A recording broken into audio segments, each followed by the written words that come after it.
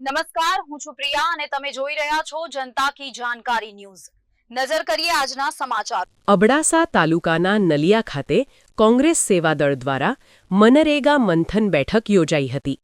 અબડાસા તાલુકા વિકાસ અધિકારીને પાણી, ગટર, આંગણવાડી, સફાઈ જેવા પ્રશ્નોની લેખિત રજૂઆત કરવામાં આવી હતી, જેમાં ઉપસ્થિત કચ્છ જિલ્લા કોંગ્રેસ સેવાદળના પ્રમુખ રાજેશભાઈ સોની, અબડાસા તાલુકા કોંગ્રેસ પ્રમુખ અનવરભાઈ મંધરા, અબડાસા વિધાનસભા સેવાદળના પ્રભારી ફકીર મામદ નોતિયાર, જિલ્લા પંચાયતના સદસ્ય સુરેશસિંહ જાડેજા, ઓસમાન નોતિયાર, રઘુવીરસિંહ જાડેજા, મંજીભાઈ મહેશ્વરી, રવિરાજસિંહ જાડેજા, પપ્પુભાઈ ખલીફા સહિતના કોંગ્રેસના આગેવાનો હાજર રહ્યા હતા।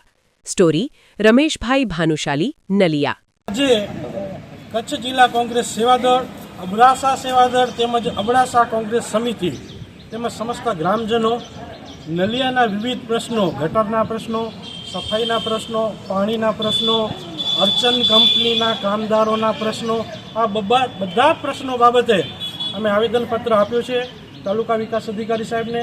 આગામી દિવસોમાં અમારા સુરેશસિંહ જાડેજા 10 દિવસ પછી પાછો એનો રિપોર્ટ લેશે, ક્યાં કામ પહોંચ્યું, અને સંતોષકારક જવાબ નહીં મળે તો આગામી દિવસોમાં ફરી અમે કાર્યક્રમ જાહેર કરશું અને નલિયાના વિવિધ પ્રશ્નો બાબતે અમારી લડાઈ સતત ચાલુ રહેશે। આ કોઈ પોલિટિકલ મુદ્દો નથી।